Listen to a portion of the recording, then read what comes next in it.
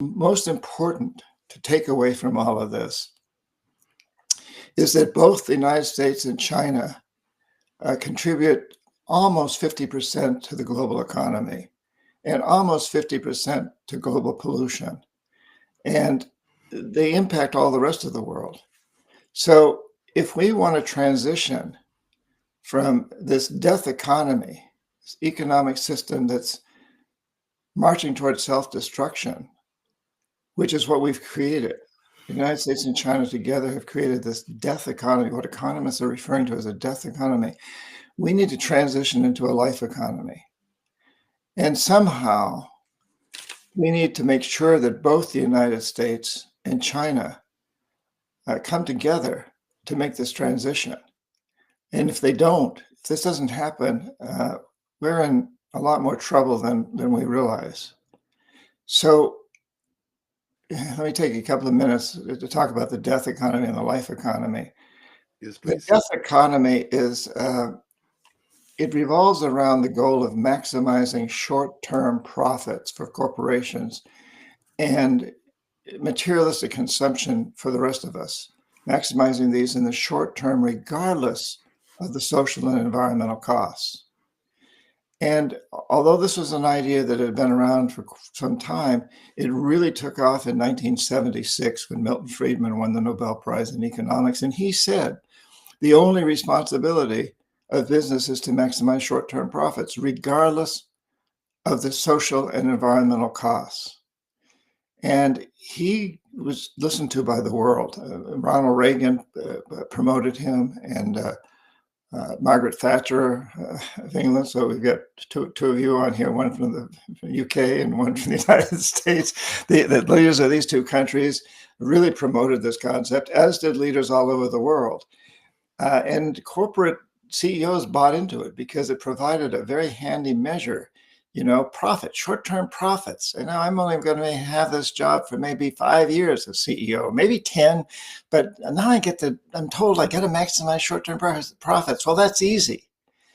And it gave CEOs permission, and we might even say the mandate, to do whatever it takes to maximize short-term profits, including using up the resources that their very corporation would need in the long term, because they weren't going to be around in the long term. So maximize short-term profits, including corrupting people. So there's all kinds of forms of corruption, and we've legalized it in the United States. And that was part of my job as an economic hitman, to make sure that we had laws in place that allowed us to essentially bribe public officials. That's what the laws here that permit corporations to give huge amounts of money to political campaigns. That's really a form of corruption. It's not, legally speaking, it's not corruption because it's been legalized. And, part of my job when I went to other countries to convince presidents to to accept our loans, I would basically say to them, in this hand, I've got billions of dollars for you and your family. If you accept this loan, you and your family are going to really benefit from this, because you're going to get scholarships for your kids. We're going to give you scholarships for your kids to go to college. My headquarters were in Boston, great universities. We'll get you into great universities, your kids and your friends' kids, and we'll give them full scholarships. And we'll give them jobs when they get out or during vacation. But if you decide not to accept this, then in this hand, I got a gun. Now, I didn't actually carry a gun, but these presidents knew, as I did, that behind me were people we call the Jackals, who overthrow governments or assassinate leaders. And the United States, unfortunately, has a long history of this. It's admitted to it. And with Allende of Chile, and Arbenz of Guatemala, and Mossadegh of Iran, Lumumba of the Congo, and Diem of Vietnam, and many, many others. And so, in a way, my job was pretty easy. I mean, think about it.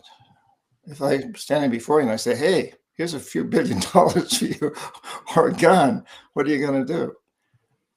And so, what we really did was promote this death economy, and we've really created a situation today that we know is destroying life on our planet as we understand it.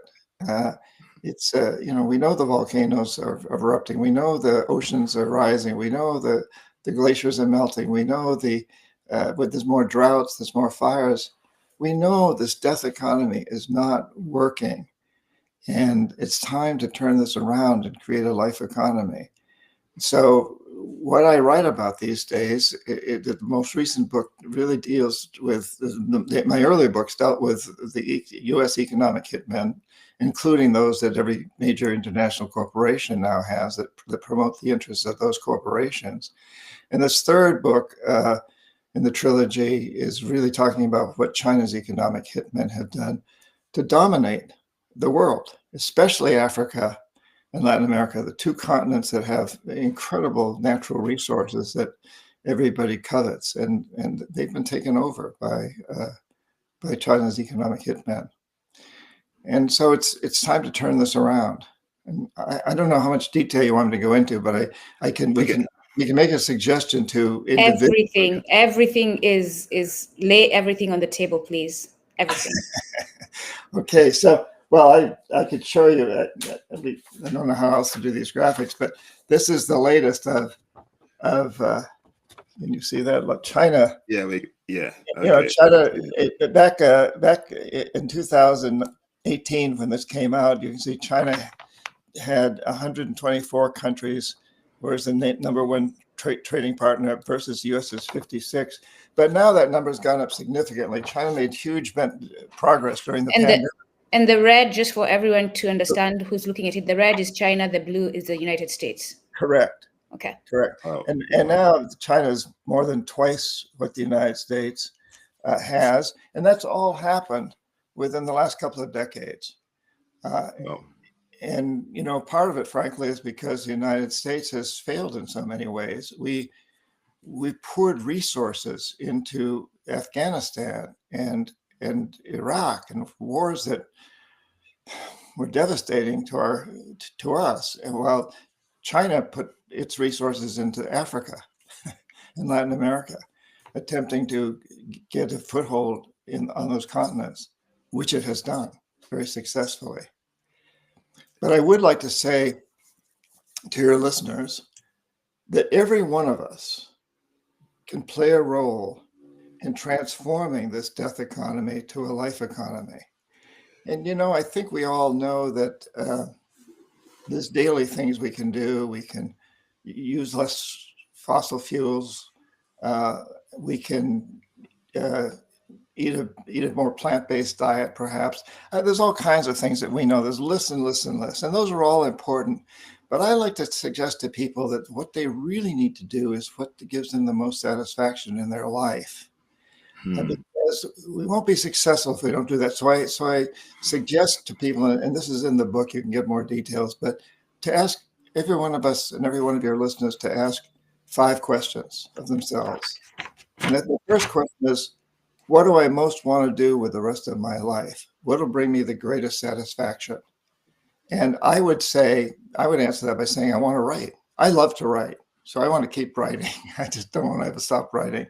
But I have a friend who's at the opposite end of the spectrum. He's a carpenter. And he says, I want to work with my hands in wood. And then the second question is, how can I do this in a way that promotes a transformation from a death to a life economy? How can I do this in a way that does that? And I would say that, okay, I'm going to write about things that inspire people to get involved, to make this transition. Please repeat that second question. Oladile, do you mind muting? Please, John, please repeat that second question. Okay, so the first question, what will give me the greatest satisfaction for the rest of my life? What can I do? And the second question is, how do I do that in a way that transforms the death economy to a life economy? So my answer was, I want to write. And how do I write in a way that'll do this? Well, I write books like what I do write, and, that I hope will inspire people to get involved. And my carpenter friend would say, well, I'm only going to use sustainable wood in my materials, and I'm going to replant a tree for every tree that's cut down to provide wood for the things that I do. And then the third question is, what's stopping me? What's getting in my way? What's blocking me from doing this? As a writer, I might say, well, I know that to be a successful writer, I have to write for at least 2 hours every day. I don't have time. I can't make that time to do that. And my carpenter friend might say, well, my clients don't want to spend the extra money to have me plant trees or use sustainable wood. So that takes us to the fourth question. And the fourth question is, when you go out and confront your blockage, how does it change your perception? And because we have to understand that everything in life, our reality is created through perceptions. So when you think about it, there's no United States, there's no China, there's no United Kingdom, except when enough people, and there's no culture, there's no religion. There's basically nothing that we humans do that we don't have to perceive of doing first. And once enough people have accepted a perception or codified it into law, it has a huge impact on reality.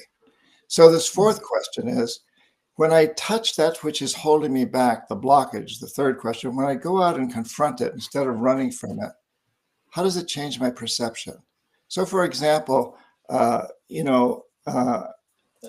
with me, as a writer, I would say, well, listen, so I say I don't have enough time, but I could turn off the television for 2 hours every night or get up a little earlier and write. And my carpenter friend says, well, I'm going to tell my clients that if there's a little extra price in the materials that they use because they're sustainable, that's not a cost. That's an investment in the future. You're making an investment in the future for you and your kids and everybody else. And then the fifth question is, what actions do I take immediately? As a writer, I got to start writing, and as the carpenter has to start, using sustainable materials and telling his clients that they're investing in the future. So we get these 5 questions. I'm going to quickly review them. What do I most want to do for the rest of my life? What will bring me the greatest bliss? 2, how do I do this in a way that helps transform the death economy to a life economy? 3, what's stopping me from doing this? What are the voices? Who's the parent whispering in my ear? You're not good enough. You're not big enough. You're not small enough. You don't have enough education. What's stopping me? And the fourth question is, when I really confront that which is stopping me, how does it change my perception so that I can take actions? And the fifth question is, what actions do I take?